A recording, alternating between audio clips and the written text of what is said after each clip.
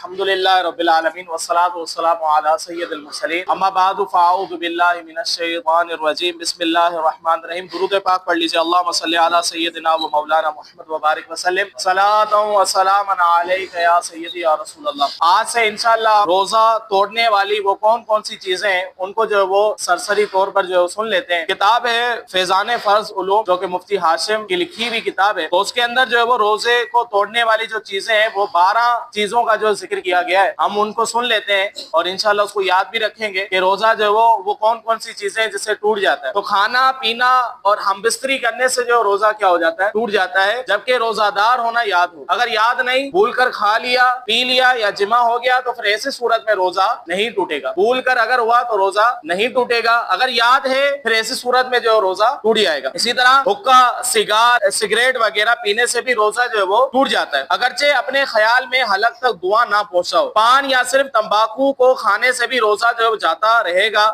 اگرچہ آپ بار بار اس کی پیک پھوٹے رہیں، کیونکہ حلق میں اس کے جو باریک اجزاء ہے وہ ضرور جو ہے پہنچ جاتے ہیں۔ شکر وغیرہ ایسی چیز منہ میں رکھی جو گل جاتی ہو، منہ میں رکھی، تھوک جو ہے وہ نگل لیا تو ایسی صورت میں بھی روزہ جو ہے وہ ٹوٹ جاتا ہے۔ دانتوں کے درمیان کوئی چیز چنے کے برابر یا اس سے زیادہ تھی، وہ اس کو نگل گیا، یہاں جو ہے وہ چنے سے مقدار میں تو کم تھی مگر منہ سے نکالا اس نے اور پھر جو ہے وہ اس نے کھا لیا، ایسا ہوتا نہیں ہے، لیکن اگر کوئی اس طرح کرے گا تو بھی جو ہے وہ اس کا روزہ ٹوٹ جائے گا۔ یہ چنے کی مقدار انہوں نے بتائی، چنے کے برابر ہو یا چنے سے زیادہ ہو، اگر وہ منہ کے اندر ہے اس کو نگل لیا تو روزہ ٹوٹ جائے گا۔ اگر چنے کی مقدار سے کم ہے، منہ سے نکالا نہیں اس نے اور وہ نگل لیا، اس سے روزہ نہیں ٹوٹے گا۔ چنے کی مقدار سے اگر کم ہوگا تو روزہ نہیں ٹوٹے گا، لیکن اگر چنے کی مقدار سے کم ہو اور اس نے باہر نکالا، نکالنے کے بعد دوبارہ اس نے اس کو کھا لیا تو پھر جو روزہ ٹوٹ جائے گا۔ دانتوں سے خون نکل کر حلق سے نیچے اترا، خون تھوک سے زیادہ یا برابر یا کم تھا مگر اس کا مزہ جو ہے وہ حلق میں جو محسوس ہوا تو روزہ جو ہے وہ جاتا رہے گا۔ اگر کم تھا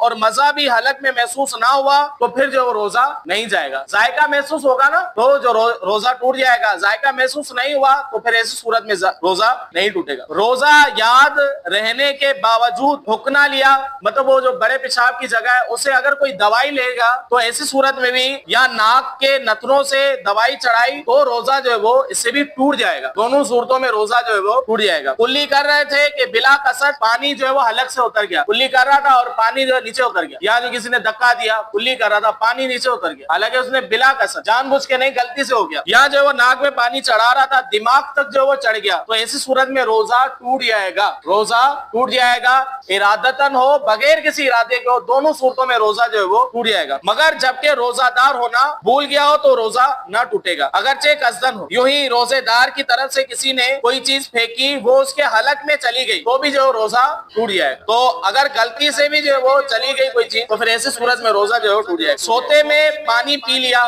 یا کچھ کھا لیا یا منہ کھلا تھا، پانی کا قطرہ، بارش وغیرہ کا اولا حلق میں گر گیا تو بھی جو ہے وہ روزہ ٹوٹ جائے گا، روزہ جو ہے وہ فاسد ہو جائے گا۔ دوسرے کا تھوک نگل لیا یا اپنا ہی تھوک جو ہے وہ ہاتھ میں لے کر نگل لیا تو بھی ایسی صورت میں روزہ ٹوٹ جائے گا، روزہ جو ہے وہ فاسد ہو جائے گا۔ ایسا ہوتا نہیں، اگر ہو جائے، یہ مسائل ایسے ہوتے ہیں کہ ایسا ہو بھی سکتا ہے، اگر ہو گیا تو پھر جو ہے وہ روزہ ٹوٹ جائے گا۔ آنسو منہ میں چلا گیا اور آپ اسے نگل گئے، اگر قطرہ 2 قطرہ ہے تو روزہ نہ گیا، اور زیادہ تھا اس کی نمکینی پورے منہ میں محسوس ہوئی تو روزہ جو ہے وہ ٹوٹ گیا۔ پسینے کا بھی جو ہے وہ یہی حکم۔ انشاءاللہ آپ آگے جو مزید آئیں گے مسائل، وہ چیزیں کہ جن سے جو ہے وہ روزہ نہیں ٹوٹتا، انشاءاللہ وہ چیزیں جو بیان کی جائیں گی۔ اللہ رب العزت سے دعا ہے کہ اللہ تبارک و تعالی علم دین سیکھ اور اس پر عمل کرنے کی توفیق عطا فرمائے، آمین بجاہ نبی صلی اللہ علیہ وسلم۔